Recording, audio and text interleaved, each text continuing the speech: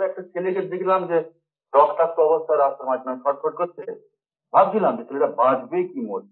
বাঁচলো না মারা গেল? না, বাঁচলো, কিন্তু আমার হাতে এলে আমি ওকে ঠিক মেরে ফেলতাম। এসব ব্যাপারে আমার কনসিয়াস খুব ক্লিয়ার। আমার যুক্তি ঠিক সব সময় সবার সঙ্গে মেলে না। আচ্ছা, মিহির কিরণ চৌধুরী আপনার দাদা মশাই? আরে বাপরে বাপ, উনি তো বিরাট নাম করা কবি। আর প্রশান্ত তো তার একজন বিরাট ভক্ত। এই সেদিনও কি যেন একটা বই পড়ছিল, কি যেন বইটা বলছি না, হ্যাঁ মানে আমি তো ওর সব বই পড়েছি। তুই কোন বইটার কথা বলছিস বলতো? আরে বাবা, ওই তো ওই রাজপথে আসবার আগে যে বইটা পড়ছিলি, কি নামটা বল না।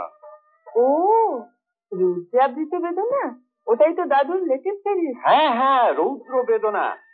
একদিকে যেমন রৌদ্রের জ্বালা, অন্যদিকে বেদনার ঘনঘোর ঘটা।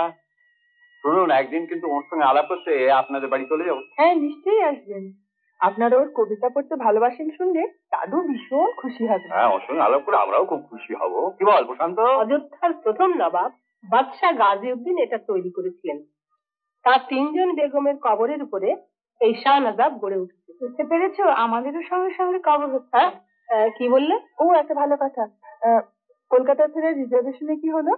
হ্যাঁ, প্রশান্ত, লাকিলি পরশু 6 জনের রিজার্ভেশন একসঙ্গে পাওয়া গেছে। লাকিলি ফাকিলি কিছু নয়, অনেক চেষ্টা করে জিনিসটা করা গেল, ওই আর কি। যে করে হোক বাবা, পাওয়া তো গেছে। হ্যাঁ, আমি যাই, ওদের বলে আসি। বলে আর এটা কি হলো? কেন?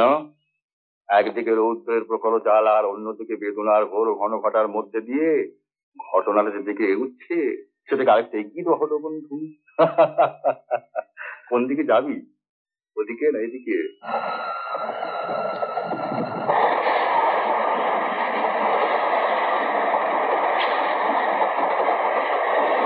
দাদু, উনি না তোমার সব লেখা পড়েছেন, এমনকি তোমার লেটেস্ট রোদ্রে আবৃত বেদনা, সেটাও উনি পড়েছেন। শুধু পড়েছে?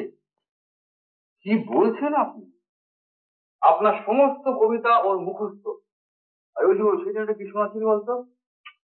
ওই যে পোর্শনটা তোর খুব ভালো লাগে, আর বল না। তাই নাকি? বলো তো। আমার তো আপনার ওই স্ট্যান্ডটা খুব ভালো লাগে। কোনটা? সূর্য দগ্ধ চেতনার অভিশপ্ত ব্যথার আড়ালে বিদীর্ণ হৃদয়ে পায় অমৃত আনন্দের স্বাদ। আলোর মহিমা যত নিষ্প্রদীপ আধারে হারালে অন্ধ আঁখি খুঁজে ফেরে কোথা আছে পূর্ণিমা চাঁদ। বেদনায় আছে সুখ, তৃপ্তি আর আনন্দ আছে, দুঃখ ব্যথা প্রিয়তায় চিরদিনই মানুষের কাছে। যতদিন সভ্যতা আছে কবিতার মৃত্যু নেই।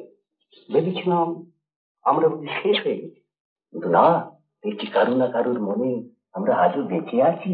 হ্যাঁ হ্যাঁ, চলো ভাইয়া, এত নতুন কবিতা লিখেছি, তোমার নিশ্চয়ই ভালো লাগে। এসো, শুনবে, এসো।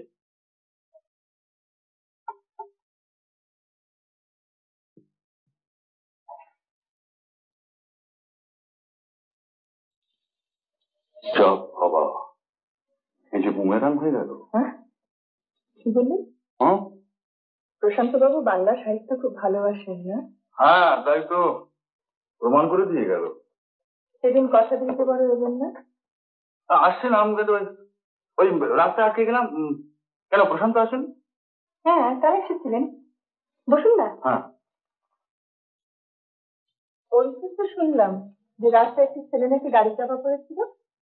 তা তাকে নিয়ে আপনার হাসপাতালে দৌড়বার কি ছিল? না, আমার অবশ্য দৌড়বার কিছু ছিল না, তবে একটা ছেলেকে দেখলাম যে রক্তাক্ত অবস্থা রাস্তার মাঝখানে ছটফট করছে।